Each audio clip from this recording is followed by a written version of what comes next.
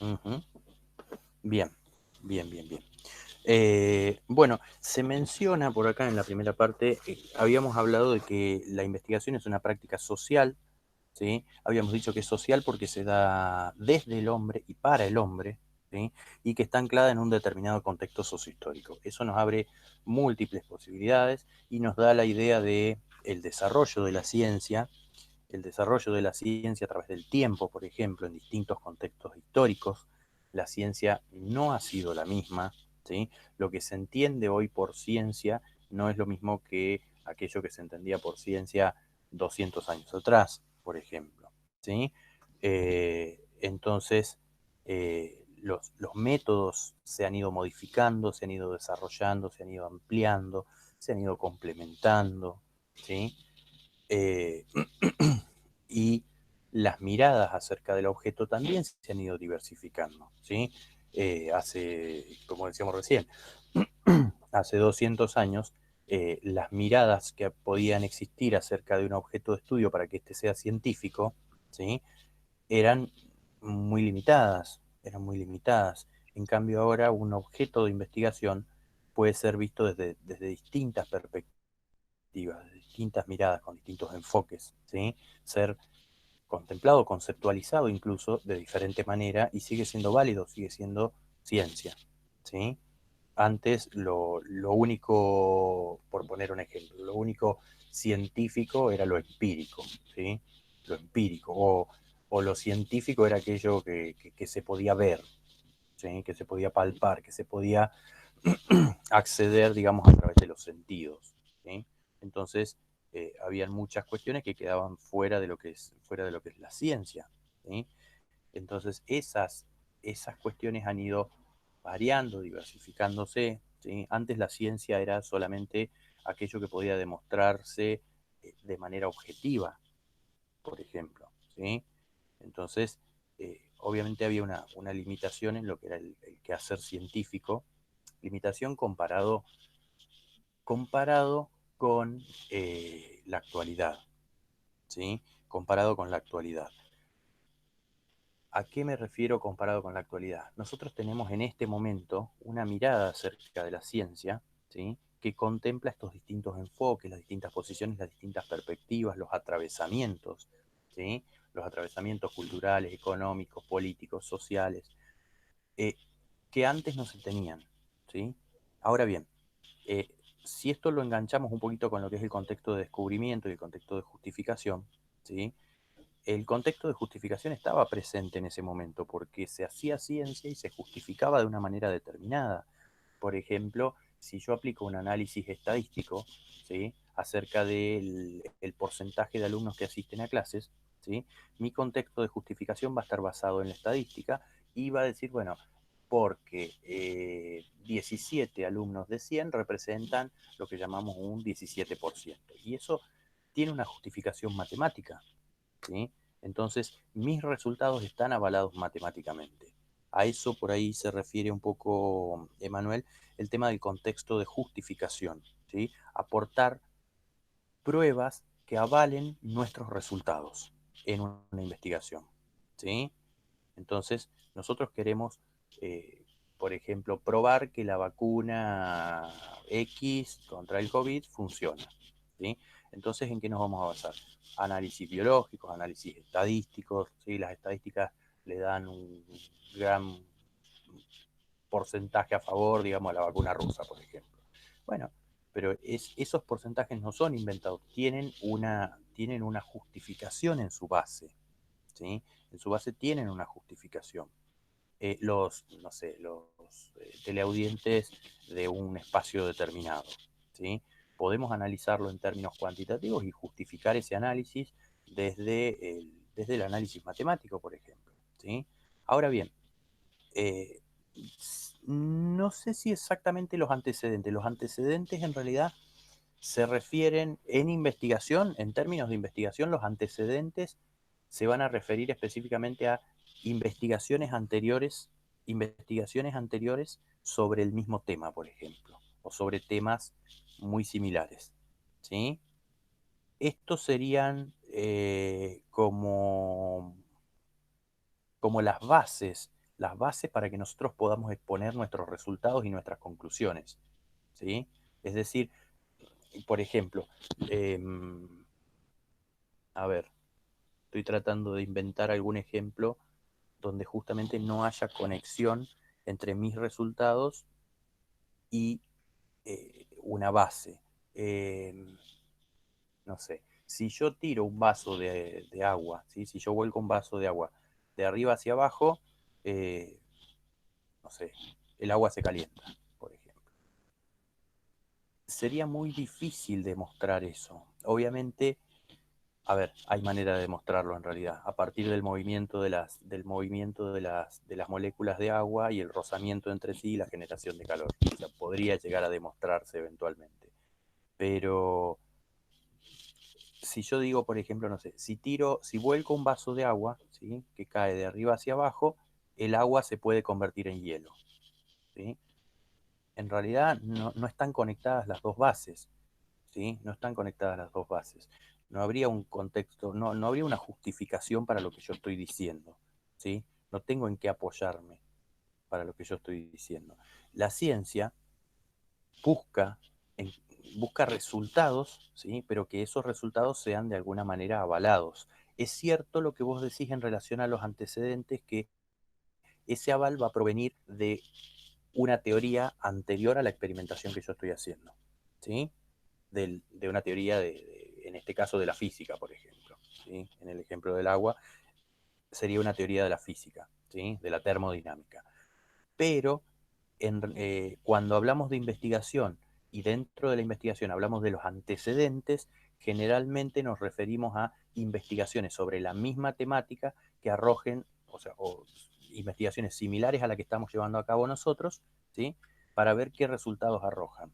Y esos antecedentes, voy haciendo un poco de spoiler, pero esos antecedentes nos van a servir luego para poder comparar nuestros resultados con los resultados de otras investigaciones para ver si coinciden o no coinciden, ¿sí?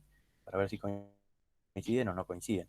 Esos antecedentes también nos van a servir, ya vamos a ver también, que nos van a servir para saber si estamos, no sé, inventando la rueda, por ejemplo, ¿sí? ¿Por qué? ¿A qué me refiero con inventar la rueda?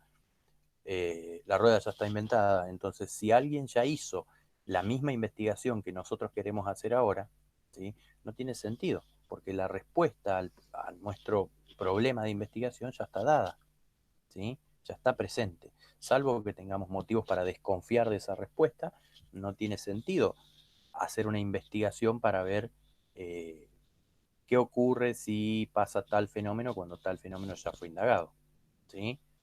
Fíjense que en este sentido, bueno, hay ciertos elementos dentro de la investigación que aparecen en las dimensiones que menciona María Teresa Sirven, que son muy, muy importantes, ¿sí? Una de ellas, por ejemplo, es el problema de investigación, ¿sí? El problema de investigación. ¿Qué han visto acerca del problema de investigación? ¿Para qué sirve? ¿Cómo se genera? ¿Cómo aparece un problema de investigación? ¿Y qué lugar ocupa para ustedes dentro de la investigación según lo que dice Sirven? Así en criollo, no hace falta que se diga de manera técnica.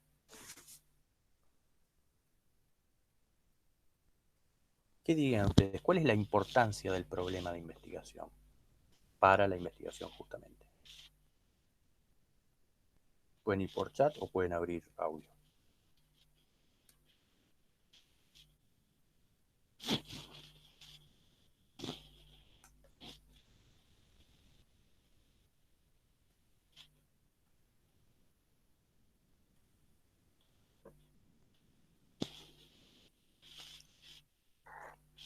Mm, sí, llama.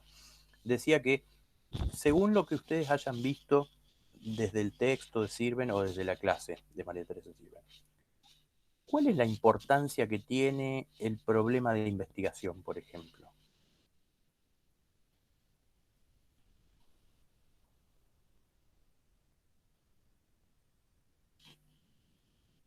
Ujú. Bien, bien, son preguntas que le vamos a hacer a un objeto de investigación, ¿sí? Y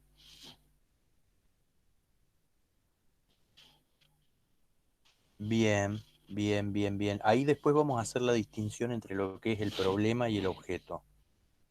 ¿Sí? Más adelante vamos a ir haciendo la distinción entre el problema y el objeto. Pero sí sabemos que hay una conexión, definitivamente tiene que haber una conexión entre lo que es el problema de investigación y el objeto de investigación. ¿Sí? Y por medio del problema se resuelve qué es lo que se va a investigar. Entonces, por una parte, sabemos que son preguntas. ¿Sí? Sabemos que son preguntas. Si es un problema, es una pregunta. Y esas preguntas, generalmente no. Y esas preguntas, o bien no tienen una respuesta, ¿sí? No tienen una respuesta, o bien tienen una respuesta, pero nos termina resultando un tanto insatisfactoria esa respuesta. ¿Sí? Esa respuesta nos termina resultando insatisfactoria. Entonces, necesitamos indagar, investigar un poco más para ver si la nueva respuesta que podamos llegar a obtener a través de nuestra investigación nos, nos llena un poco más, ¿sí? Nos quita esa insatisfacción, o bien nos brinda una primera respuesta que no teníamos hasta el momento. ¿Sí? Nos brinda una primera respuesta que no teníamos hasta el momento. Pero hay algo súper importante y es lo siguiente, que sin problema no hay investigación. ¿Sí? Sin problema no hay investigación. Fíjense que nosotros, como seres humanos, nos manejamos de la misma manera. Hasta que no tenemos una necesidad, algo que no está respondido, algo que no está contemplado, muchas veces no nos movemos como tal. ¿Sí? Entonces, y esto, digamos, viene desde las teorías de la pirámide de Maslow, por ejemplo, que son teorías viejas, pero que todavía tienen cierto impacto. ¿Sí? Entonces, nos movemos muchas veces por necesidad. El tema es, bueno, ver cuál es nuestra necesidad que nos lleva a mover. Acá en la investigación pasa lo mismo. Si no hay un problema de investigación, es decir, si no hay una pregunta para la cual o bien no tenemos respuesta o esa respuesta es insatisfactoria, no hay investigación. ¿Sí? ¿Por qué? Porque si ya tuviésemos la respuesta, no necesitaríamos salir a investigar nada. ¿Sí? Por ejemplo, a ver, y lo llevo a la vida cotidiana. ¿Qué pasa cuando alguien tiene dolor de cabeza? ¿Qué hace? Todo el mundo en algún momento ha tenido dolor de cabeza. Se toma un calmante, ¿sí? Se toma un calmante. Ahora, antes de tomarse ese calmante, antes de tomarse un, no sé, eh, un tafirol, por ejemplo, ¿sí? Uno hace una investigación y lo prueba en otras personas para ver qué efectos tiene y compara los efectos, y si los efectos son positivos en cierta manera, ahí decide tomárselo. No, uno dice, me tomo un tafirol. ¿Por qué? Porque ya viene avalado por investigaciones anteriores, ¿sí? Ya está avalado por investigaciones anteriores. Tengo una pregunta que es, ¿qué puedo hacer para que se me pase el dolor de cabeza? La respuesta la puedo buscar en muchas fuentes diferentes y muchos me van a decir, muchas respuestas van a apuntar a lo mismo. Tómate un calmante, que puede ser marca Tafirol o marca lo que sea, ¿sí?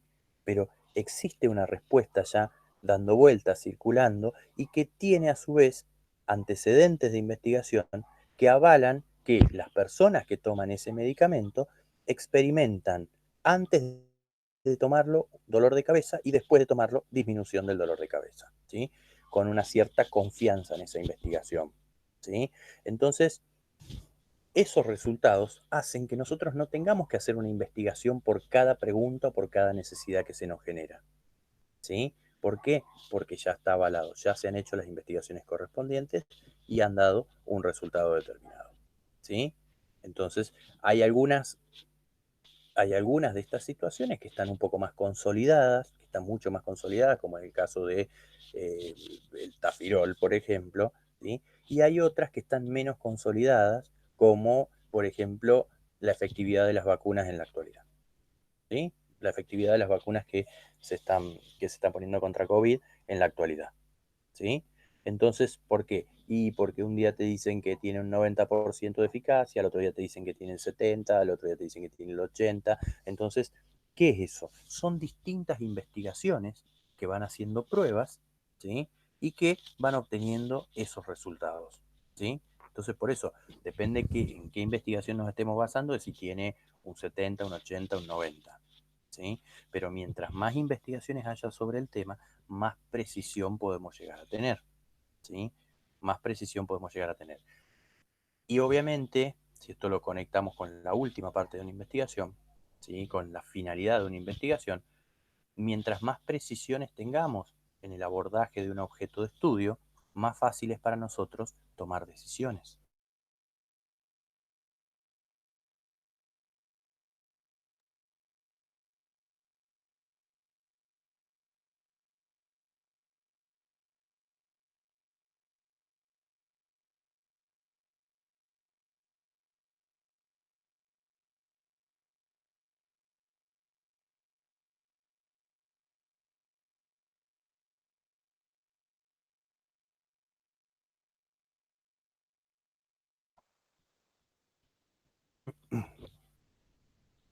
Ahí volví. ¿Se escucha? Ahora sí. Bien, bien, bien, bien. Bien. Les preguntaba, ¿qué pasaría si ustedes quisieran incrementar la cantidad de público que mira una serie determinada? ¿Qué es lo que... El estudiar, digamos, el público, digamos, el nicho al que está dirigido la serie. Ujú, bien, bien, bien, ¿sí? ¿A quién va dirigida la serie? Cuál es el target de la serie? ¿Cuál es el público objeto de la serie? Promocionarla, dice Fiamma. Hacemos un sondeo, dice Milagros, ¿sí? Entonces, ¿qué más podríamos hacer? ¿De qué manera la Preguntarle a quienes han visto la serie qué es lo que les gusta de la serie para así poder llegar a más público, ¿no? Tener ese, digamos, esos datos, qué es eso que a ellos les llega más. Ujú, bien, bien, bien, bien, bien, bien. A quienes han visto la serie, ¿qué es lo que más les ha gustado? Por ejemplo, rescatar los aspectos como más un estudio de mercado, un estudio de mercado, rescatar los aspectos más impactantes o más relevantes de la serie, ¿sí? En el caso de Fiamma dice promocionarla. ¿Cómo promocionarían esa serie? ¿Qué pondrían en esa promoción de la serie? ¿O de qué manera la promocionarían, por ejemplo? Acorde al público que esté dirigido, pondría, por ejemplo, si es una serie infantil, muchos colores o algo así Mm, en una publicidad. O si es una bien. serie más adulta, o un tema más, unos colores más serios, o no Ujú, sé si es de terror, más rojo, más negros. bien. Si es ¿Fiamma? para jóvenes, quizás por redes sociales, si es una serie para gente más grande, para un público más adulto, hacerlo por la televisión, o sea, depende qué consume el público, por ahí promocionarla. Ujú, bien, bien, bien, bien. Yo creo que los trailers es una forma de promocionar. Exactamente, exactamente, también, también. Y fíjense que puede haber una combinación de todo esto, ¿sí? Se puede combinar todo esto, hacer un sondeo, un estudio de mercado, para poder producir un tráiler, para poder promocionarla, ¿sí? Entonces, digamos, va todo de la mano, puede terminar en un solo producto, pero fíjense que eh, todo esto también tiene una base, ¿sí? Una base. Ustedes están seguros de lo que están diciendo, ¿por qué? Porque saben que, por más que no la tengan a mano tal vez, pueden buscar y encontrar bases, estudios, ¿sí? Que den cuenta de lo que ustedes están diciendo. Por ejemplo, Fiamma decía promocionar la serie. ¿Por qué? ¿Por qué promocionar la serie para llegar a más público? Porque se puede hacer una comparación entre una serie que recibe promoción y otra serie que no recibe promoción y va a quedar demostrado que aquella serie que recibió promoción incrementó la cantidad de público frente a la que no recibió ninguna promoción, que tenía que ser descubierta nada más por el público, no aumentó la cantidad de público en un periodo determinado de tiempo. ¿Sí? Entonces, hay estudios que van a decir, las series que son promocionadas incrementan la cantidad de público, mientras que las que no son promocionadas no incrementan la cantidad de público o no lo incrementan sustantivamente. ¿Sí? Eh, ¿Cómo sería lo de las tendencias que se marcan, Milagros? Para ampliarlo un poquito.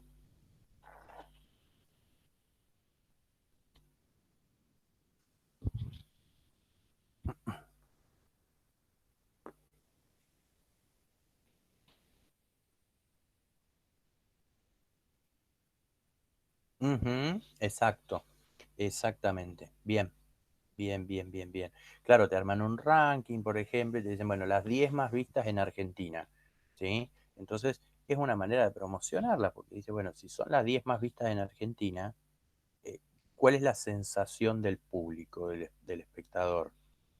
¿Cuál es la sensación de que, bueno, si todo el mundo está viendo esto es porque tiene que tener algo bueno o algo mejor que otras, ¿sí? O sea, en el fondo tiene algo que no tienen las otras series, por lo cual están siendo más vistas, ¿sí?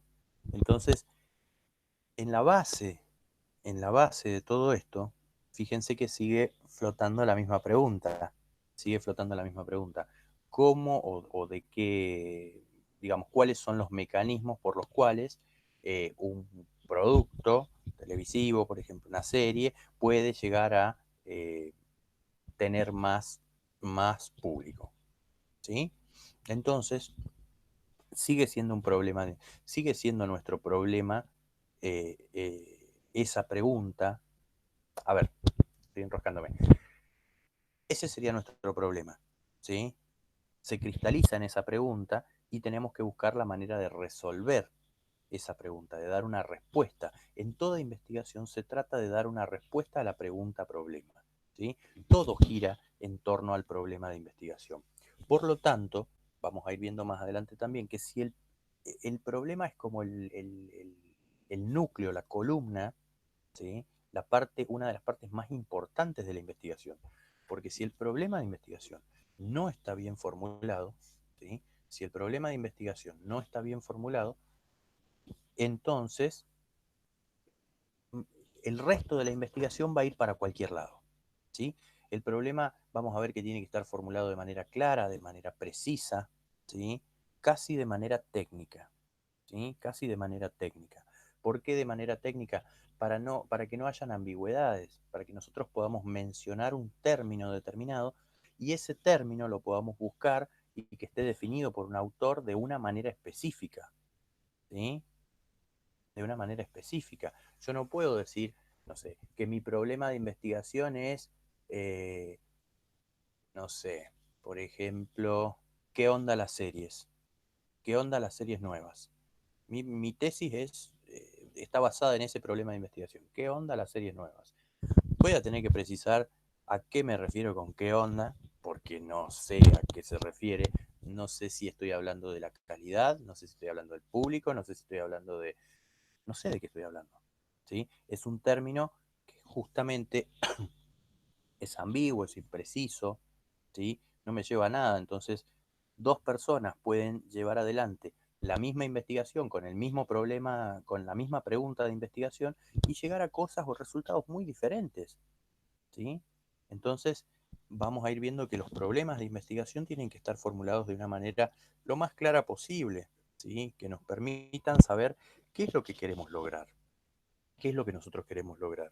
Y eso, dentro de lo que es el texto de Sirven, se encuentra básicamente dentro de lo que es la primera dimensión, ¿sí?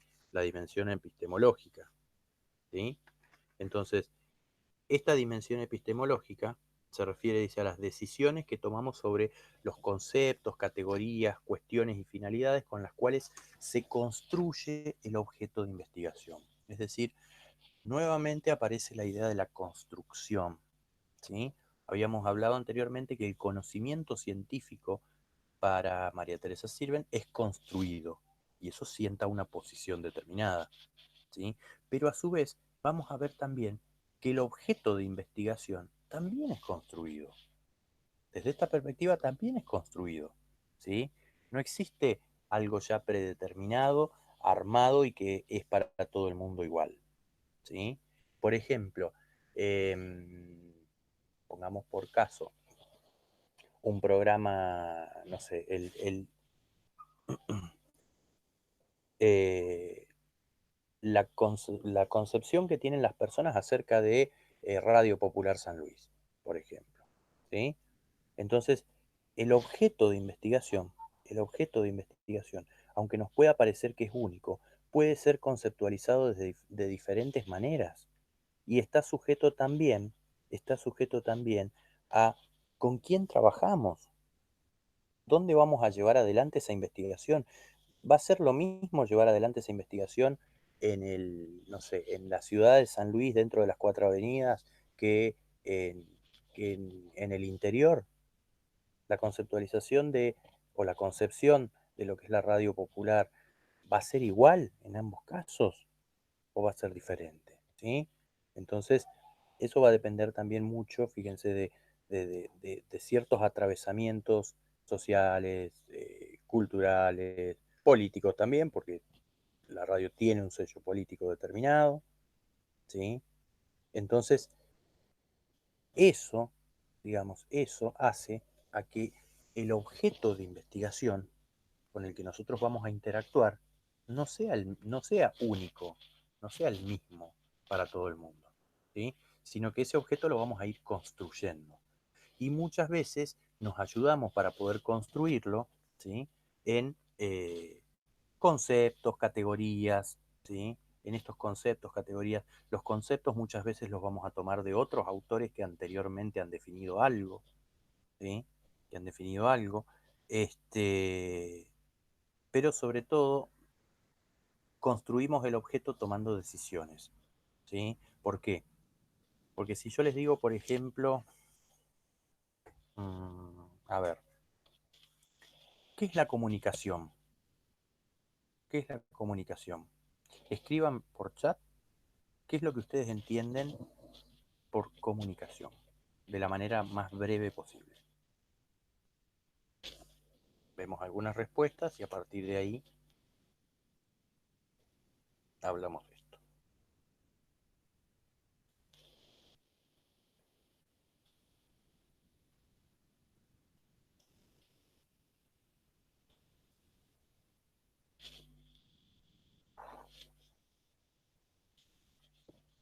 Estoy preguntando por un concepto bien amplio, ¿sí? Y es a propósito. La manera de transmitir un mensaje. A ver. Mira, ahí se escucha un poquito mejor, Emanuel.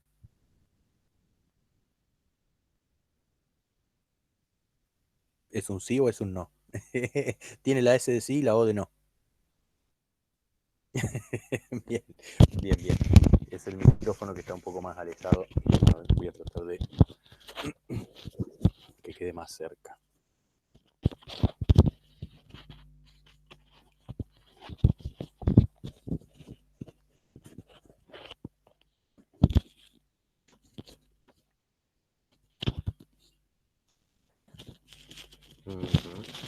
Bien, no lo puedo enganchar, así que lo voy a sostener con la mano.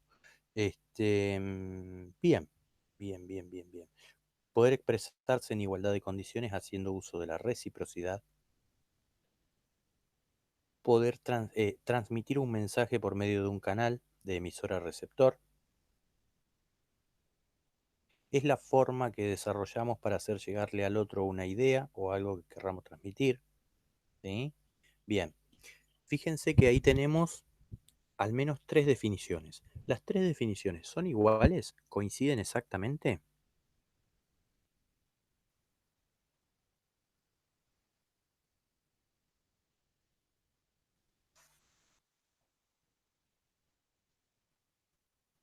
Mauro, por ejemplo, dice que es una forma que desarrollamos para hacer llegarle al otro una idea o algo que querramos transmitir, ¿sí? Pero el acento está puesto en la forma que desarrollamos para poder transmitir un mensaje. María José tiene más el acento puesto, aparentemente, en la transmisión del mensaje. Comunicación es transmitir un mensaje por medio de un canal de emisora receptor, ¿sí?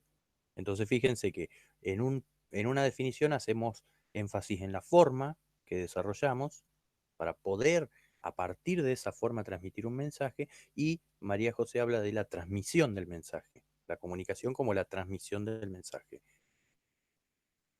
Después, Antonella habla de poder expresarse en igualdad de condiciones, es decir, es la posibilidad, ¿sí? Es la posibilidad de expresión en igualdad de condiciones. Y Milagros La comunicación es aquello que llevamos a cabo los seres humanos, es nuestra manera de comunicarnos y de poner en común con otros, ¿sí? Bien, entonces, acá también hacemos un poco de énfasis tal vez en la forma o en la manera y la finalidad, ¿sí? De estar en algo en común con otros.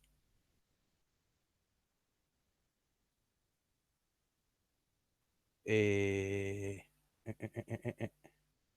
a ver, veo dos comentarios al final de Mauro y de Azul que me dicen no, no y Rodrigo también. Estaba leyendo las definiciones de arriba.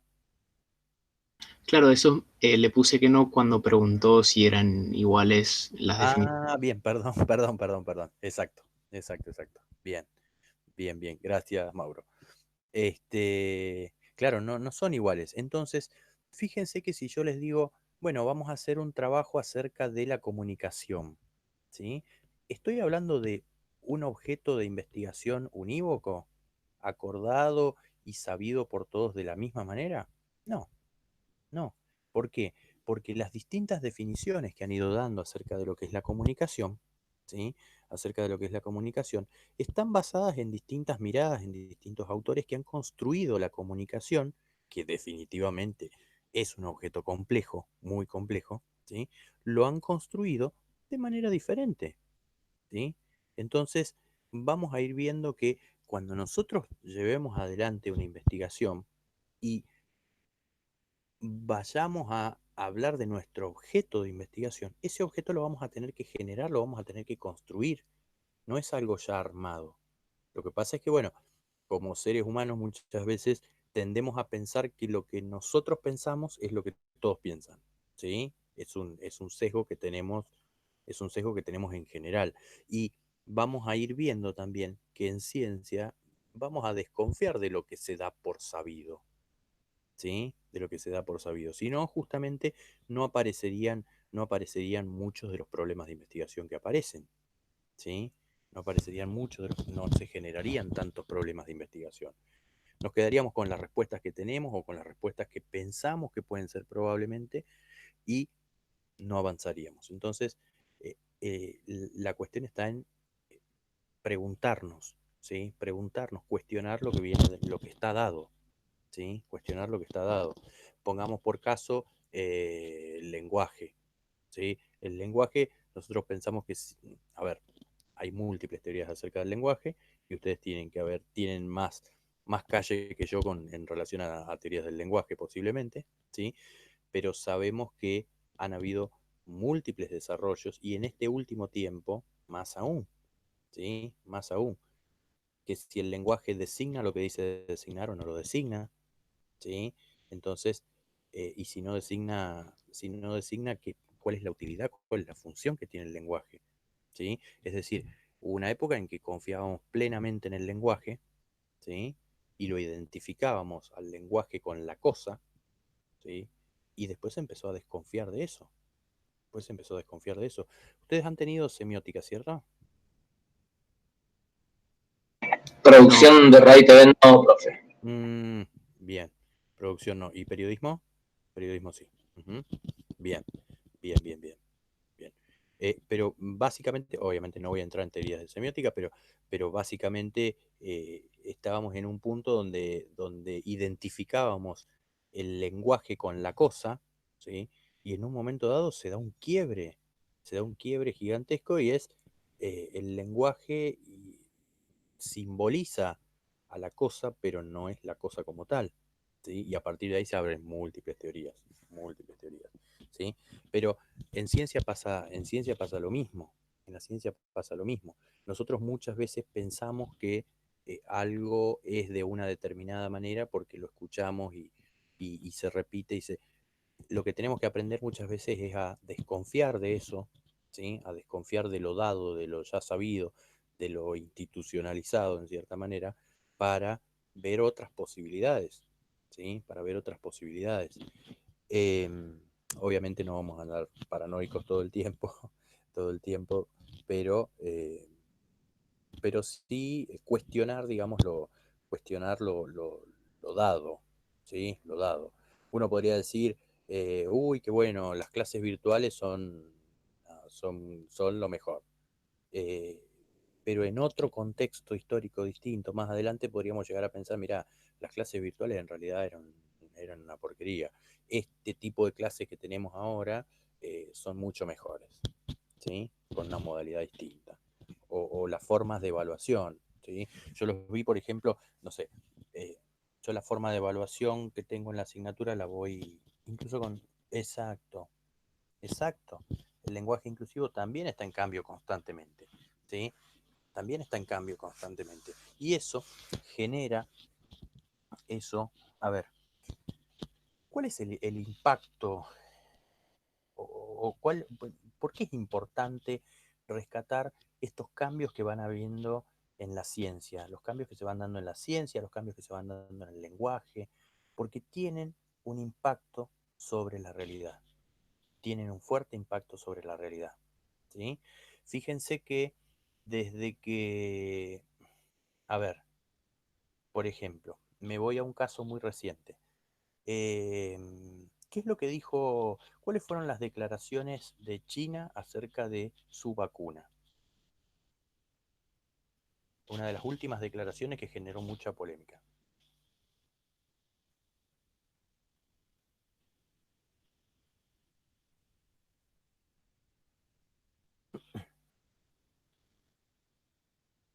No exactamente. Antes que eso, se había, según dijeron después, dijo el presidente de China, se había malinterpretado el mensaje.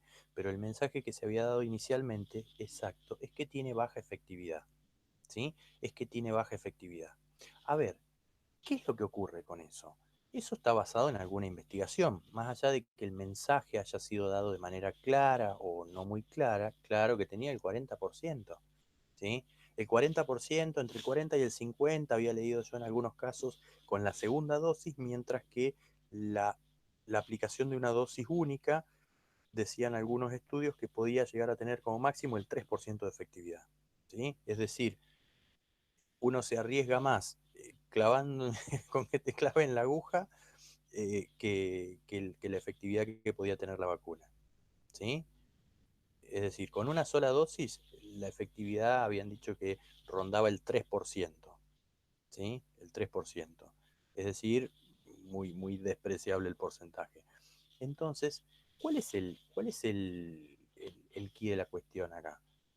Que esto que nosotros logramos, digamos, hacer en ciencia y dar resultados y dar conclusiones, no queda ahí, no queda simplemente como un paper que se publica y todo el mundo lo lee y dice, o I, o E, nos asombramos, sino que tiene a su vez efectos sobre la realidad. ¿Por qué? Porque si a vos te van a poner una vacuna y te enterás que esa vacuna es la vacuna china, decís, está bien, yo tengo el turno y todo, pero no voy a ir para que me pongan una vacuna que tiene un 3% de efectividad. No voy a salir de mi casa a arriesgarme a hacer una fila de 3 cuadras con un montón de gente, gastando, no sé, dinero para llegar hasta el lugar donde tengo que ir, pidiendo permiso en el trabajo, que no sé si me lo van a dar o cómo me lo van a cobrar después, eh, para una vacuna que tiene el 3% de efectividad. ¿Qué hago? No me vacuno. ¿Sí? Entonces, fíjense que estas investigaciones, estas declaraciones basadas en investigaciones, ¿sí? Tienen efectos de realidad.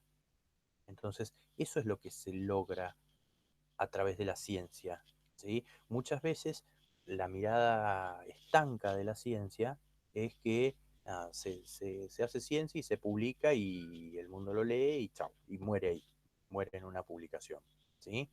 Lo mismo ocurre con las tesis de grado, ¿sí? ¿Cuántas tesis de grado hay que, que mueren ahí en el depósito de la biblioteca?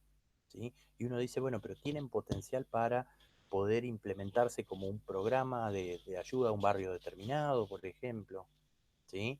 La idea de la investigación, la idea de la investigación no es investigar para saber, para tener más conocimiento y ser reconocido por la cantidad de publicaciones que uno tiene, ¿sí? Sino que justamente la ciencia trata de avanzar para mejorar nuestras condiciones de vida, ¿sí? Para mejorar nuestras condiciones de vida, en un sentido o en otro, ¿sí? ¿Por qué digo en un sentido o en otro? Porque en este caso la gente toma decisiones muchas veces de no ir a vacunarse porque en lo que es el costo-beneficio, ¿sí? Evalúa que tendría más beneficios no vacunarse, ¿sí? No vacunarse que sí vacunarse con, con algo que tiene un 3% de efectividad, por ejemplo, ¿sí? Después, obviamente, queda siempre en manos del investigador comprobar esa información que está recibiendo, ¿sí? Comprobar esa información que está recibiendo. ¿Por qué? Porque, como dijimos siempre, y los medios no son para nada ajenos a esto. Tienen atravesamientos políticos, económicos, culturales. Entonces, como ustedes sabrán, mucho mejor que yo, hay medios que en cierta manera promocionan determinadas vacunas, ¿sí? Y en detrimento de otras, ¿sí? No sé, pongamos por caso, yo a veces sé mirar RT Internacional, ¿sí? RT Internacional, ¿qué vacuna promociona?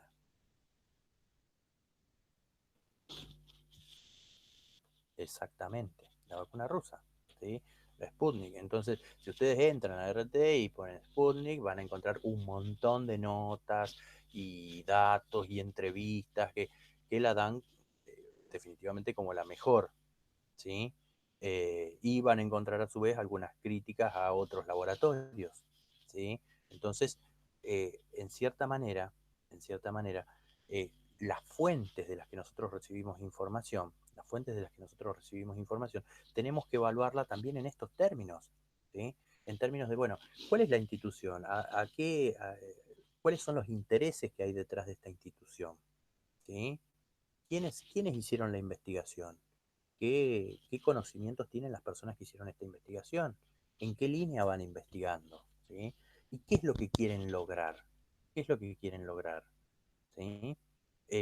Entonces, esto pasa no solamente con las fuentes de información de tipo periodística, sino también con paper, por ejemplo, ¿sí? Con paper que aportan pruebas acerca de la efectividad o no efectividad de algo, ¿sí? De un tratamiento terapéutico, por ejemplo, ¿sí? O, eh, o no sé, si hay una institución que se dedica a, no sé, solamente, o una empresa, ¿sí? Que capitaliza radios, ¿sí? Y se empieza a dedicar a la investigación, bueno, definitivamente sus investigaciones van a apuntar a los beneficios y a lo positivo que tiene la radio, ¿sí? ¿Qué características positivas tiene la radio para los espectadores, para la economía, para el gobierno? Entonces, van a ir en una dirección determinada, pero eso uno lo tiene que buscar a veces entre líneas, ¿sí? ¿A qué apuntan? ¿Cuáles son los intereses de cada publicación, de cada información que nosotros estamos leyendo o evaluando y que muchas veces vamos a tomar como fuente para nuestra investigación, para nuestra tesis, ¿sí? ¿Qué conceptos se utilizan también? ¿Qué conceptos se utilizan también? Les hago una consulta. Por ejemplo, yo les había dicho que yo vengo del campo de la psicología, ¿sí? En la psicología hay unas 400 ramas más o menos diferentes, ¿sí? Que tienen formas distintas de ver la psiquis, pero básicamente acá en la Universidad Nacional de San Luis hay dos grandes y una que está creciendo ahora, que son las teorías cognitivo-integrativas y el psicoanálisis, ¿sí? Y ahora el humanismo está tomando un poco de fuerza también. En el caso de periodismo y en el caso de producción, hay líneas en este sentido, perspectivas para abordar lo que es el periodismo, por ejemplo, o producción.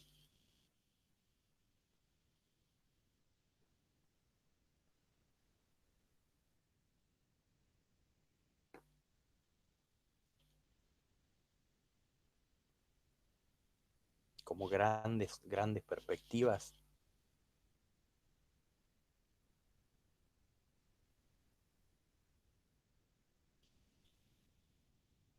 Uh-huh. Pregunta, profe, ¿no? Sí. Con esa perspectiva, ¿usted se refiere a maneras de encarar los trabajos, en este caso las producciones? O sea, ¿desde qué posición nos paramos para realizar una producción audiovisual? En Claro, caso. pero por ejemplo, a ver, porque pasa en comunicación social, ¿sí? Que es algo más o menos cercano, más cercano tal vez que la psicología a producción y periodismo. Hay como dos grandes ramas, ¿sí? De formación. Entonces está la cultural educativa y la mediática, por ejemplo, ¿sí? Los comunicadores pueden ser comunicadores, son todos comunicadores sociales, pero hay algunos que se van más por educativo, que son, digamos, difusores de cultura, básicamente, pero no necesariamente desde los medios de comunicación, ¿sí? Ah, perdón, solté, sí, solté el... ¿Ahí se escucha? Genial, genial, genial. Me reía porque la otra vez decía, bueno, hay determinadas palabras como va...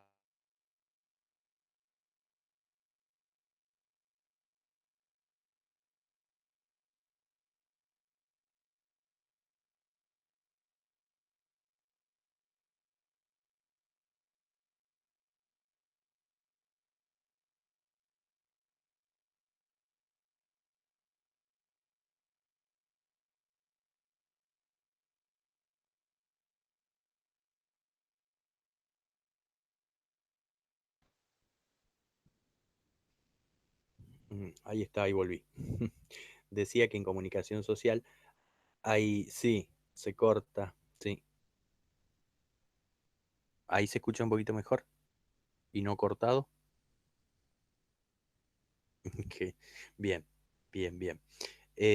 Decía que hay como grandes polos de formación en comunicación.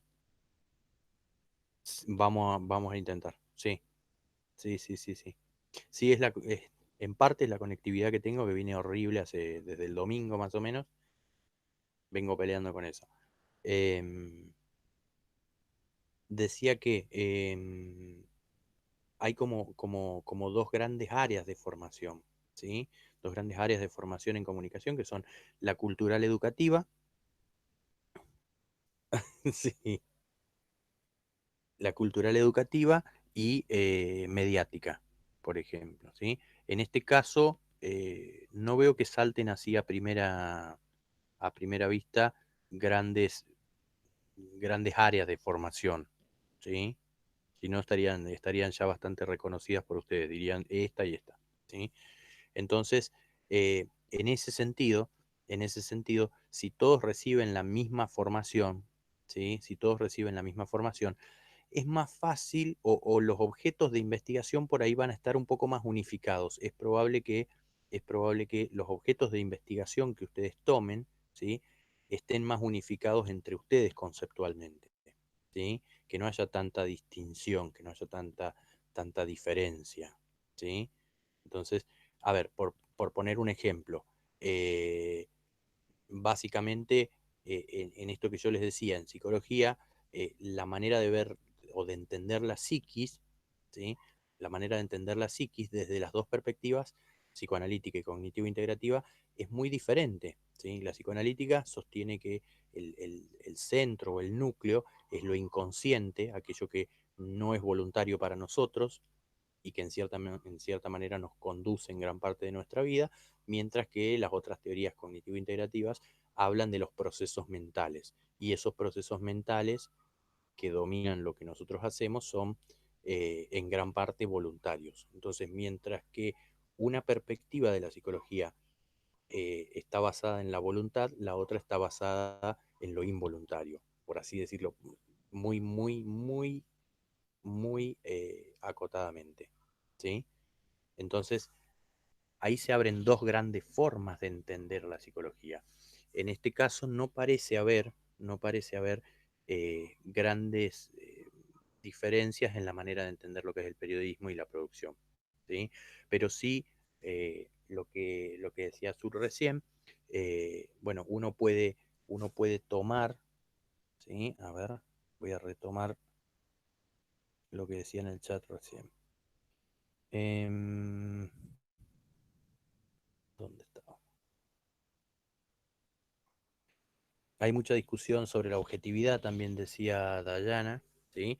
Bueno, si vamos tomando este punto de vista, ¿sí? Si vamos tomando este punto de discusión, ¿sí? Vamos a tener a quienes piensan que se puede ser objetivo y a quienes piensan que es imposible ser objetivo, ¿sí? Eso lo vamos a abordar también un poquito en lo que son los paradigmas de investigación más adelante, ¿sí? Que por ahí lo van a empezar a ver también en epistemología. Un poquito antes lo van a empezar a ver en epistemología. Pero básicamente es algo que está en discusión, ¿sí?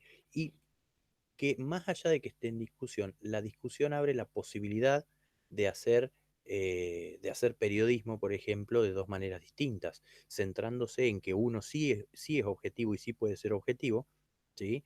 Y bajo la mirada de que, bueno, por más que hagamos lo que hagamos, nunca vamos a poder ser totalmente objetivos. Siempre se van a colar aspectos subjetivos dentro del trabajo que nosotros estamos llevando adelante, ¿sí?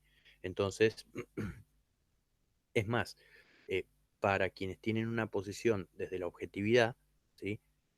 Lo subjetivo es algo malo muchas veces, ¿sí? ¿Por qué? Porque contamina la investigación, ¿sí?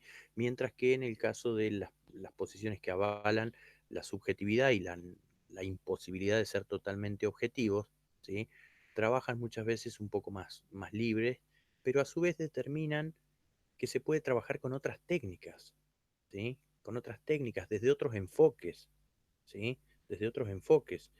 Eh, Vamos a ir viendo también en qué consiste la objetividad y esta objetividad en relación con la normalidad, por ejemplo, ¿sí? Con la normalidad. Lo objetivo es lo normal y lo que está fuera de lo normal deja de ser objetivo, por ejemplo, ¿sí? Mientras que desde la perspectiva que avala la subjetividad, ¿sí? Desde la perspectiva que avala la subjetividad, no hay algo que sea normal, ¿sí? No hay algo que sea normal necesariamente, eh, sino que todas las miradas, las posiciones, las subjetividades son aceptadas, ¿sí? Bien, eh, definitivamente esto está en contacto con el texto de María Teresa Sirven, pero no es el texto de María Teresa Sirven, ¿sí? Vamos hablando por ahí, lo vamos relacionando con algunas otras cuestiones. La dimensión, a ver, si volvemos al texto, hablamos de que hay básicamente tres dimensiones desde el punto de vista de María Teresa Sirven, que son la dimensión epistemológica, ¿sí? La dimensión epistemológica, la dimensión de la estrategia general, ¿sí? La dimensión de la estrategia general y la dimensión de las técnicas de obtención y análisis de información empírica. La dimensión epistemológica es una dimensión un poco más teórica, en cierta manera, y decíamos que son las decisiones que se van a tomar sobre el objeto de estudio, las preguntas problema de investigación, cómo nos vamos a focalizar. ¿Por qué? Porque muchas veces lo que hay que hacer es y esto le sirve mucho para el tema de la tesis también, o el trabajo final que vayan a desarrollar, uno muchas veces piensa que tiene un problema de investigación y en realidad lo que tiene es un tema, ¿sí? Yo les decía recién, bueno, definamos la comunicación, ¿sí? Definamos la comunicación. Si ustedes van a hacer una investigación acerca de la comunicación es el tema, ¿sí? O la comunicación en un grupo determinado de personas, ¿sí? Que comparten una característica común. Eh, Está bien, ese es el tema de investigación, pero no es el problema. ¿Por qué? Porque el problema tiene que culminar en una pregunta para la cual yo no tenga respuesta, ¿sí? Una pregunta para la cual yo no tenga respuesta. Y si yo hablo de la comunicación en un grupo determinado, no estoy formulándome ninguna pregunta, ¿sí? ¿Qué es lo que quiero saber yo acerca de la comunicación en ese grupo? ¿Cómo hacen para comunicarse? ¿De qué manera se comunican? ¿Cuál es la efectividad de la comunicación? ¿Cuáles son los canales que usan? ¿Sí? Por ejemplo, no sé, la comunicación en los adolescentes. Es es un tema de investigación, pero no es un problema de investigación, ¿sí? No es un problema de investigación. Para lograr un problema de investigación yo tengo que generar una pregunta para la cual no tengo respuesta, ¿sí? o una respuesta, ya les digo, insatisfactoria.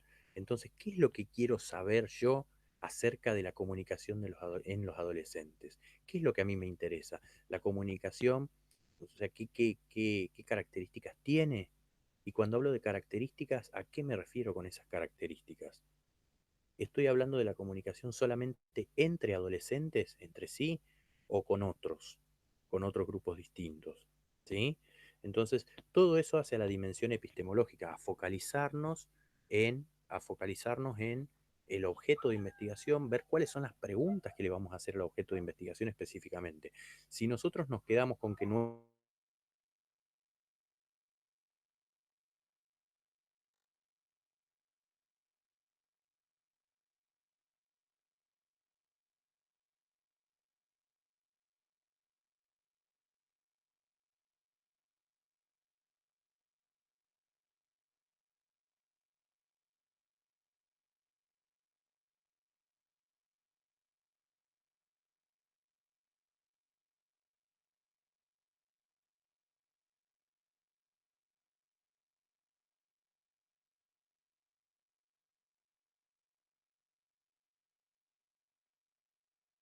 Profe, no sé si me escucha, pero se le cortó el audio.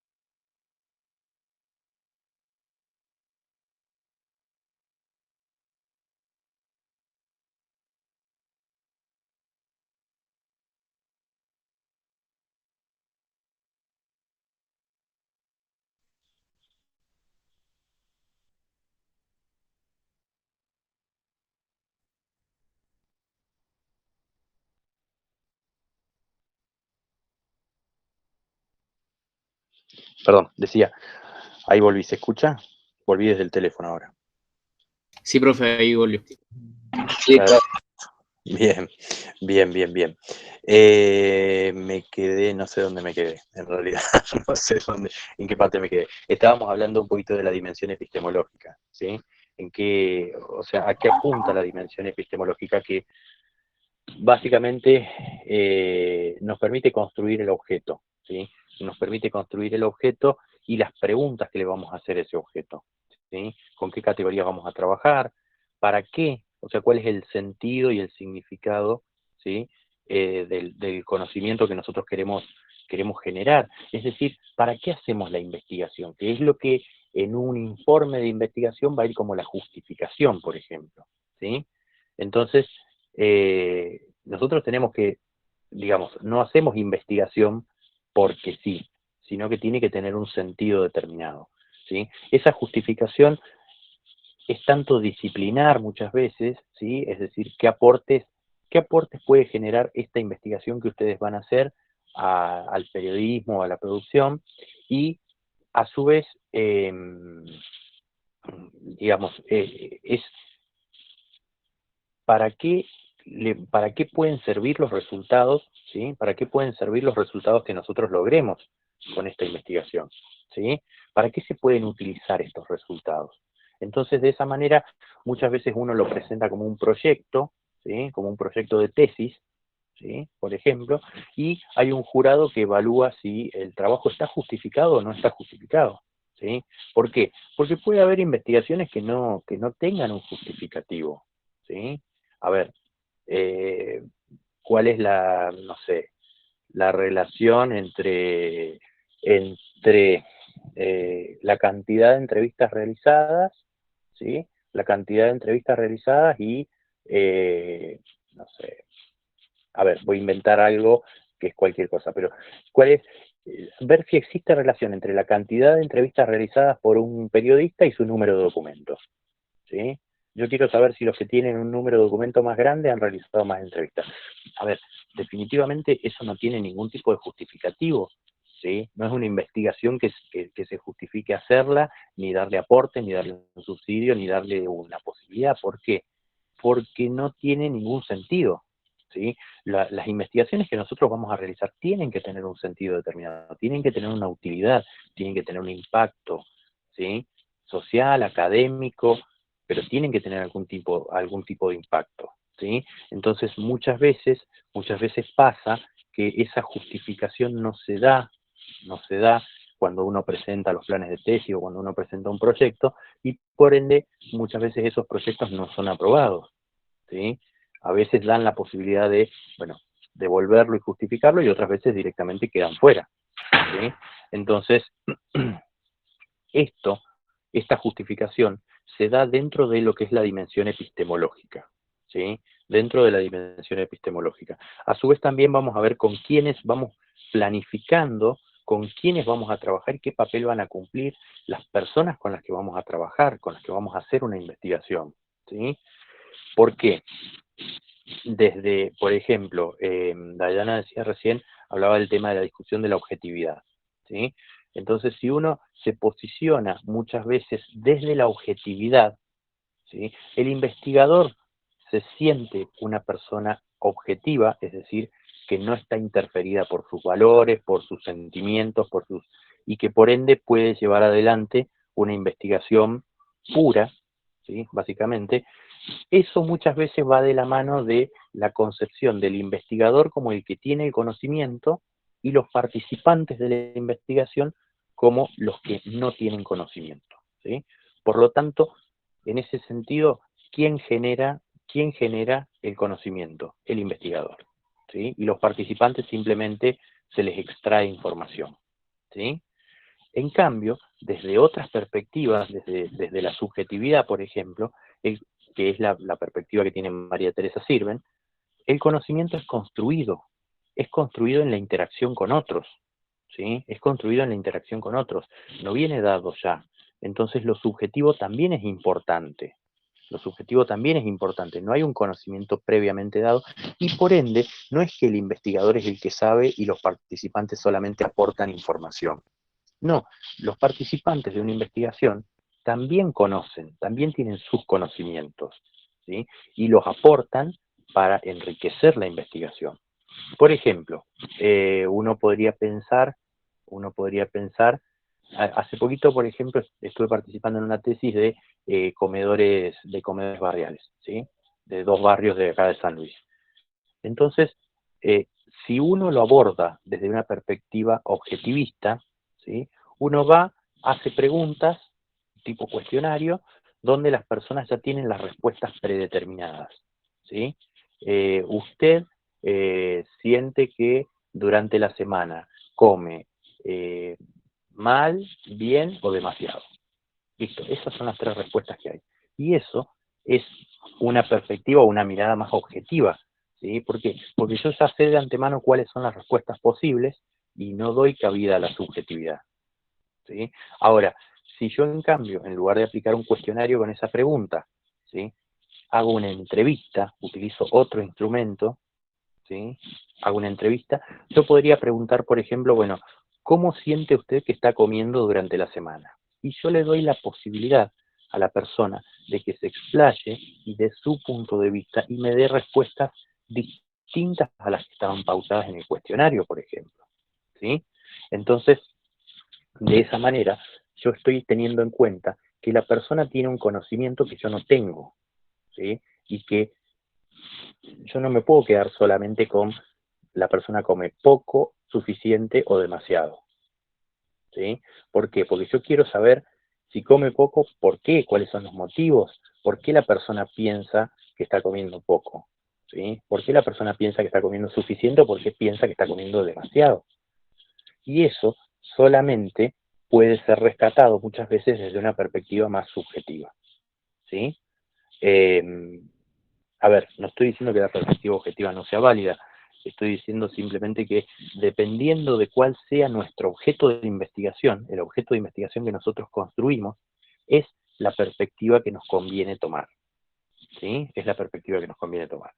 En este caso, hablábamos de la dimensión epistemológica, después están los momentos de la dimensión epistemológica donde se van detallando por ahí cuáles son las tareas que se van realizando, como la definición del tema, cuál es la situación problemática, se definen los objetivos de investigación, ¿sí? Que los objetivos van a ser aquellas tareas que nosotros tenemos que cumplir dentro de la investigación, ¿sí? Para poder dar una respuesta al problema, ¿sí? Ahí está lo que mencionaba Emanuel también, los antecedentes de investigación, las fuentes del problema, ¿sí? En las fuentes del problema vamos a ver, bueno, cómo surge un problema de investigación. ¿De dónde surgió nuestro problema de investigación? Surgió de leer artículos científicos, surgió de la experiencia personal, surgió de una experiencia laboral. El problema de investigación viene ya dado desde un proyecto de investigación en el que estamos trabajando. Surgió porque cursamos una materia y ahí se planteó una pregunta a la que nadie pudo responder y a partir de eso generamos un problema de investigación que se convirtió en una tesis, por ejemplo, ¿sí? Dentro de, o sea, hay múltiples fuentes del problema, el tema es identificarlas muchas veces. Y estas fuentes del problema tienen que ver mucho con el contexto de descubrimiento, ¿sí? Hablábamos hace rato del contexto de justificación y dijimos, bueno, es cómo justificamos nosotros, en cierta forma, los resultados obtenidos, en qué apoyamos nuestros resultados obtenidos para decir, esto es así, esto tiene cierta validez, cierta confiabilidad. Bueno, el contexto de descubrimiento tiene que ver mucho con esto, con, bueno, cómo surge el problema de investigación, desde qué perspectiva nos posicionamos nosotros para encontrar ese problema de investigación, para generarlo. Y después tenemos lo que es dentro de la dimensión epistemológica, el encuadre teórico-conceptual, que es lo que habrán escuchado en algún momento tal vez como marco teórico, ¿sí? Y la relevancia científica y social de la investigación, que está en relación con esta justificación de la que nosotros hablábamos, ¿sí? ¿Qué importancia tiene nuestra investigación a nivel científico, pero también qué impacto va a tener a nivel social, ¿sí? Lo que hablábamos recién de la efectividad de la vacuna china. Bueno, tiene una relevancia a nivel científico porque es una prueba prácticamente en contra de la vacuna china, ¿sí? Pero a su vez tiene una relevancia social, porque determina que las personas que se tienen que vacunar con esa dosis muchas veces no asistan a vacunarse, ¿sí? Y el problema que puede llegar a generar a nivel epidemiológico, ¿sí? ¿Queda más o menos claro el tema de la dimensión epistemológica? Estoy haciendo un paseo así muy rápido y general, pero ¿se entiende cuál es la idea de la dimensión epistemológica?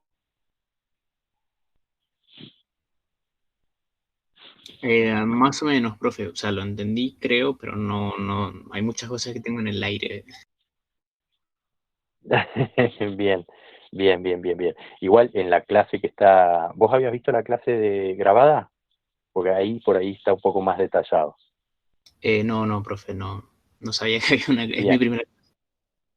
Ah, está bien, está bien, está bien. Hay un enlace que yo les dejé a YouTube que tiene esta misma clase grabada durante 2 horas, un poco más desarrollada, donde estos conceptos los abordo un poquito más en profundidad. Pero igualmente no se hagan problema que incluso si hace falta, la próxima clase la tomamos también para profundizar un poco más esto, ¿sí? Profe, ¿a dónde están subidas las clases? En el grupo de Facebook.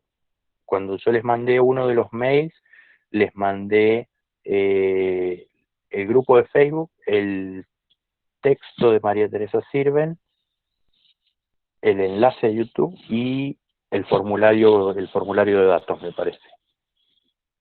¿La clase dura 40 minutos?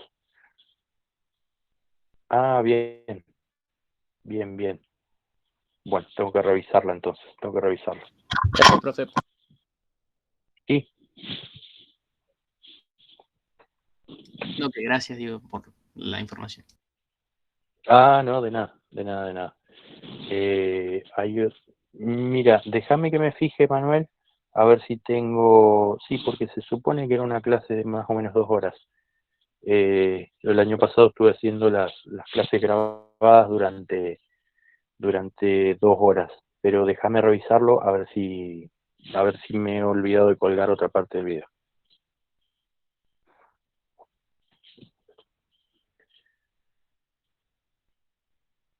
Ujú, bien. Bien, ya me voy a fijar, o si en los 40 minutos, porque fue una clase que di el año pasado, o si en los 40 minutos abordé todo el texto, no me acuerdo. Pero bueno, ya la voy a revisar, nuevamente. Pero ya les digo, Pero, si fuese... Sí, sí. yo me quise registrar desde el CIU Guaraní a la materia y me dice que para registrarme tengo que regularizar epistemología. ¿Es necesario para cursarla? Mira, yo lo que he pedido hasta ahora es, como se pasa el primer cuatrimestre y se cursa simultáneamente con epistemología, mandé una nota a la secretaria académica y por intermedio de ella al consejo directivo para que aprueben, por una parte, el tema del dictado en el primer cuatrimestre, que en realidad se viene haciendo ya hace 2 años, y que por ende, si se va a dictar en el primer cuatrimestre junto con epistemología, levanten la correlativa de epistemología para poder inscribirse. Entonces eso ha quedado de contestarme la secretaria académica. Si hacen una cosa, tienen que hacer la otra, tienen que aprobar la otra. Pero por ahí tal vez no se puedan, vamos a ver si llegan a inscribirse, y si no se pueden inscribir, lo que pasó el año pasado fue que al finalizar la cursada, yo elevé una nota con la condición de todos los alumnos que habían cursado para que después pasen esa nota a sistema a fin de cuatrimestre. Pero no se preocupen que no van a perder, digamos, la condición quienes hayan cursado.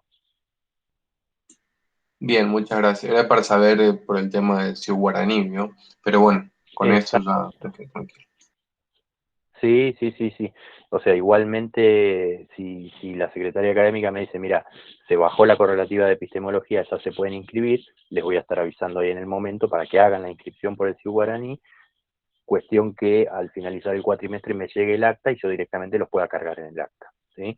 Pero si no llega a suceder eso, lo que vamos a hacer va a ser lo mismo que el año pasado, ¿sí? Al finalizar la cursada, yo evalúo la condición de cada uno de ustedes y de esa manera elevo la nómina de alumnos con su condición a la secretaria para que ya después por sistema les carguen directamente la nota o la condición.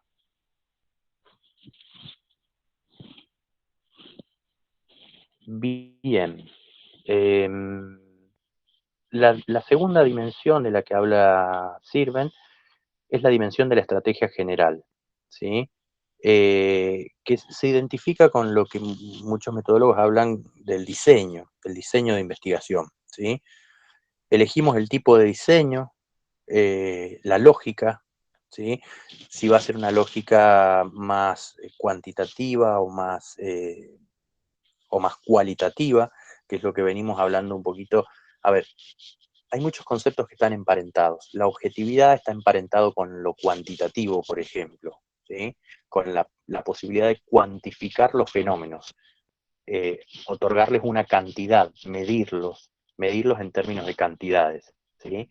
Y ahí nuestros resultados nos hablan del 70%, del 30%, nos hablan de correlaciones, nos hablan de regresiones, que son todos análisis estadísticos, por ejemplo, ¿sí?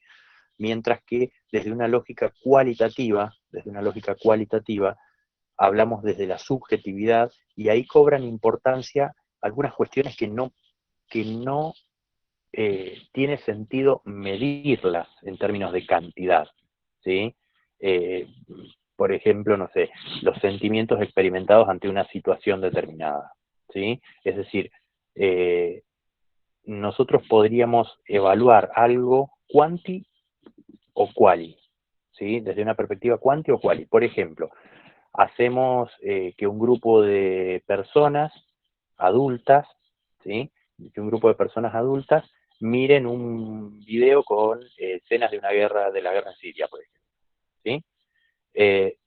Y de esa manera después, si nosotros lo vamos a hacer de tipo cuantitativo, nosotros podemos armarlo a través de un cuestionario, por ejemplo, y decir, bueno, usted al ver el video se sintió opción 1, alegre, opción 2, indiferente, opción 3, triste, opción 4, y vamos poniéndole distintas opciones, y después al final, ¿qué hacemos? Evaluamos el porcentaje de personas que se sintieron alegres, tristes, indiferentes, ¿sí? De esa manera estaríamos haciendo una investigación más de tipo, o estaríamos utilizando una lógica más cuantitativa, ¿sí? Más cuantitativa. Mientras que podríamos encararlo de otra manera, ¿sí? Y a partir de que las personas ven el video, las entrevistamos y les preguntamos, bueno, ¿qué te pasó con este video? ¿Sí? ¿Qué te pasó con este video? Entonces, lo que hacemos es hacer que surja la subjetividad, ¿sí? Es decir, que la persona empiece a contestar por donde quiera, ¿sí? ¿Por qué? Porque le damos la posibilidad a la persona, ¿sí? De que conteste, por ejemplo, bueno, el video me entristeció mucho, pero en cierta manera me gustó porque me estoy enterando de situaciones que desconocía y que ocurren en otros lugares y me gustaría poder hacer algo para ayudar, por ejemplo, ¿sí? Entonces, eso es una respuesta propia de la persona que estamos entrevistando, ¿sí? Que viene desde lo subjetivo, esas ganas de ayudar, por ejemplo, tal vez no sean manifestadas por otras personas que hayan visto el video y que también se hayan sentido tristes y que desconocían la situación, pero no tienen esa intencionalidad de ayuda, ¿sí? Entonces lo que rescatamos son los aspectos particulares y no hace falta cuantificarlos, no hace falta decir después en una investigación cualitativa que el 70% se sintió triste, o podemos llegar a utilizar esos datos, ¿sí? Pero podemos ir un poco más allá y decir, bueno, se sintió triste, ¿por qué? ¿Por qué motivo se sintió triste? ¿Qué parte del video o qué escenas o qué aspectos de esa situación hicieron sentir triste a la persona? Y ya les digo, dos personas pueden tener el mismo sentimiento de tristeza, pero por motivos totalmente distintos. Entonces, desde las posiciones subjetivas, desde las investigaciones cualitativas, muchas veces se rescatan estos aspectos, ¿sí? Donde no es lo importante saber si la mayoría se sintió triste o no, sino aquellos que se sintieron tristes mirando el video, ¿por qué motivo les entristeció? ¿Sí? Entonces, de esa forma, eh, podemos sacar información diferente, ¿sí? Información distinta desde una investigación cuantitativa y desde una investigación cualitativa. Eso lo decidimos en esta segunda dimensión, la dimensión de la estrategia general. Si vamos a utilizar una lógica más inductiva o más deductiva. La lógica inductiva está más relacionada con lo cualitativo y la lógica deductiva está más relacionada con lo cuantitativo, ¿sí? El contexto de descubrimiento, el contexto de justificación, también se plantea acá en esta segunda dimensión. Vemos si apuntamos a la comprensión o a la explicación. Hay una dicotomía, lo planteo en términos dicotómicos acá, ¿sí? De pares opuestos. Si nosotros apuntamos con nuestra investigación a comprender o a explicar algo, ¿sí? Cuando lo abarcamos o cuando lo abordamos desde las posiciones más subjetivas, desde una investigación cualitativa, tratamos de comprender el fenómeno, ¿sí? Tratamos de comprender el fenómeno. ¿Por qué se produce esto? ¿Por qué la gente se siente de determinada manera cuando mira este video? ¿Sí? O sea, o qué es lo que siente en realidad, más que el por qué, no es el por qué, es qué es lo que siente, cómo se siente la persona, ¿sí? Mientras que desde una posición más, más objetiva, tratamos de explicar el fenómeno, ¿sí? Decir, bueno, ¿por qué la persona se siente así? ¿Sí? Está el polo también de la subjetividad y objetividad, que es lo que planteaba Diana, que estaba en discusión, ¿sí? Si vamos a tomar una posición más objetiva o más subjetiva. Y por ende esto va de la mano de verdades específicas o verdades universales, ¿sí? La subjetividad hace referencia a verdades específicas, que ya les digo, lo vamos a abordar un poco más en profundidad con el tema de los paradigmas, pero básicamente las verdades específicas implican que cada uno o las personas vamos construyendo nuestras propias verdades, y esas verdades en una investigación tienen sentido y tienen significado, ¿sí? Cuando se rescata la subjetividad. Mientras que las verdades universales hacen referencia o están más emparentadas con la objetividad, ¿sí? Algo es verdadero para todos y aquel que tiene una verdad distinta está por fuera de lo normal, por ejemplo, ¿sí? O no está siendo objetivo. Bien, acá elegimos el tipo de diseño, si es cuanti o cualitativo o combinado, ¿sí? Cualitativo y cuantitativo, o si es participativo. El diseño participativo hace referencia a que inclusive el problema de investigación, y eso es súper interesante, el problema de investigación inclusive no es creado solo por el investigador, sino por la comunidad con la que va a trabajar, ¿sí? Es decir, nosotros podemos ir pensando que en una comunidad vamos a investigar tal problema de investigación y la comunidad nos dice, no, mira, en realidad eso para nosotros no es importante, ¿sí? No es importante, no sé, ver cuáles son los canales de comunicación que hay acá en el barrio.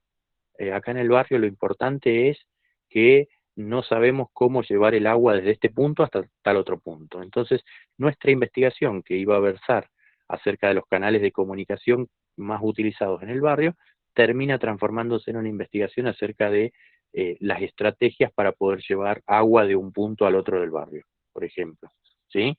Entonces, la misma comunidad participa en la generación del problema de investigación en el caso de los diseños participativos, ¿sí? Obviamente implica un compromiso muchísimo mayor por parte del investigador. Pero bueno, lo vamos a ir viendo a medida que avancemos.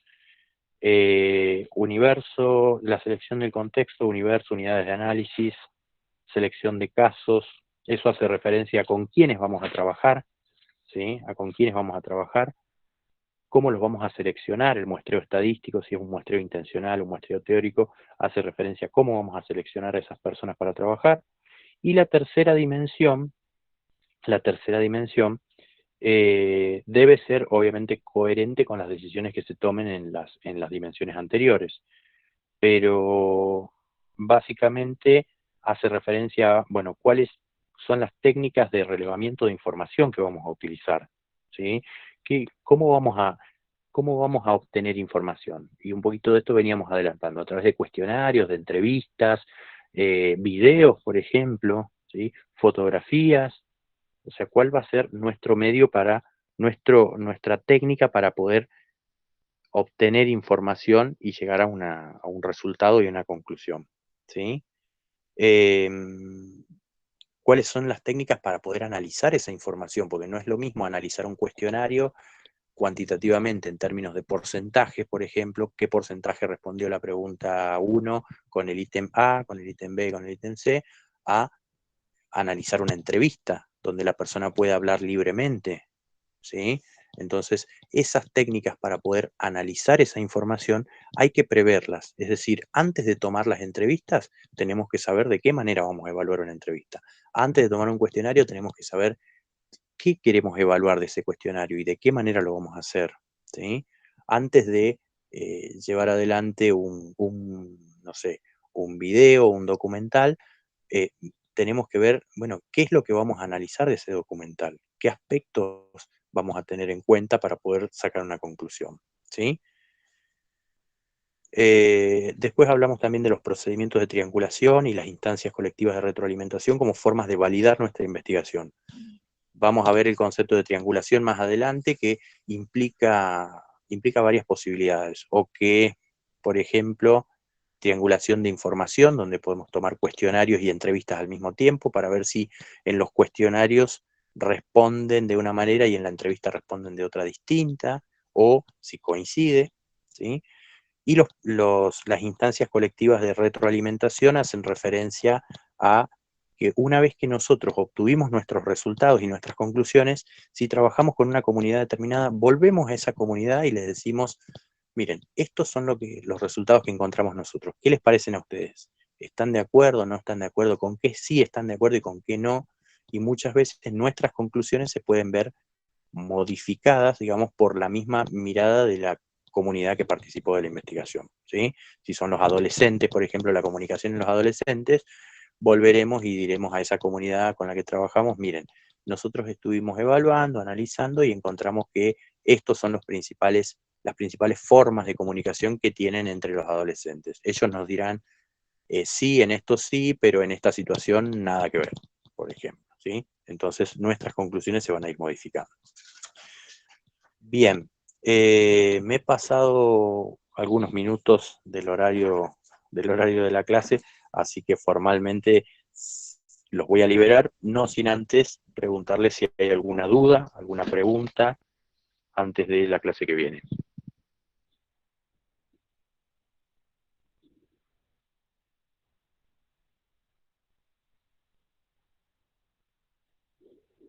Por mi parte no, profe, voy a ahora leer un poco y a ver la clase anterior, así entro más en el tema, pero no una duda específica.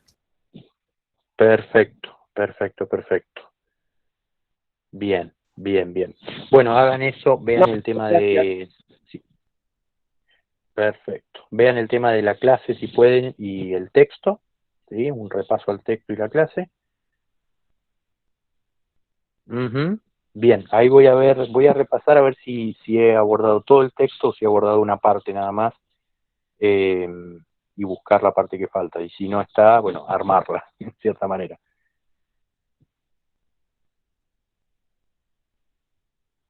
Tratando de puntualizar un poco más en el texto y no irme demasiado por la rama. Sí, Emanuel. Están las 10 páginas desarrolladas. Te escucho cortado, Emanuel.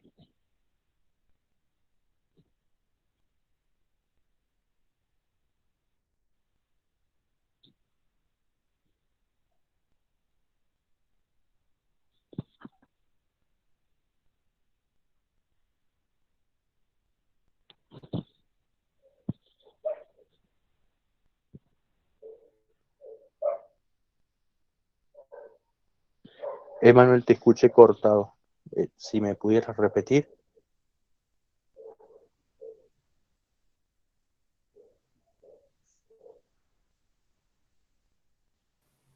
Video de 40 minutos, desarrollo todo el texto, las 10 páginas. Bien, bien, bien, bien. Bien, entonces no hay video de... Igual no había video de 2 horas. No, entonces he dado toda la clase, he resumido la clase en esos 40 minutos. Bien. Bueno, es bueno saberlo, es bueno saberlo. Gracias por el dato.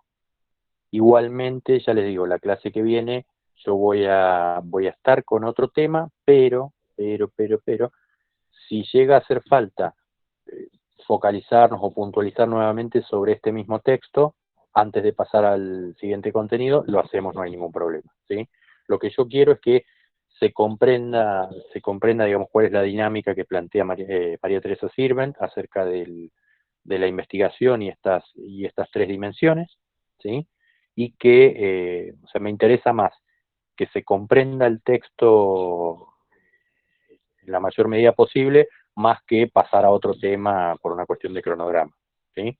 Así que si hace falta, la clase que viene, no, por el momento no. Si quieren ir viendo algo de lo cual y lo cuantitativo, hay material que colgó Mauro el año pasado, de cual y cuantitativo, ¿sí? Por ahí un poquito hemos hablado hoy de cual y cuantitativo sin profundizar demasiado. Se puede llegar a ver ese material, ¿sí? Para comprender tal vez un poco más algunas cuestiones por las que pasamos hoy. Pero no es obligatorio, ¿sí? Vamos a ver cómo andan. Hay algunos de ustedes que no han podido acceder, no han podido ver ni la clase ni el texto, entonces quiero ver qué pasa qué pasa en esos casos, ¿sí? A ver si si lo abordan y se comprende, o si hace falta darle una vuelta más de rosca en la próxima clase. Buenísimo, profe. Así que bueno, nada, quedan formalmente liberados para ir a comer los que no han comido. Bueno, Nos profe, vemos, hasta el lunes. nos vemos. Nos vemos, Que estén profe. muy bien. A esta altura podemos decir ya buen fin de semana. Jueves y viernes hay paro, así que... ¿Cómo? ¿Paro de qué? Paro 14 y 15, ADUA determinado par. Ah, bueno, hasta el lunes. Sí, sí. No, Azul, no hay tareas para hacer básicamente. Es simplemente el tema de mirar el texto y la clase para saber si hay una comprensión y terminamos de charlar este texto de última el lunes de la semana que viene. Lecturas y video. Sí. El texto y el video de la clase. De nada.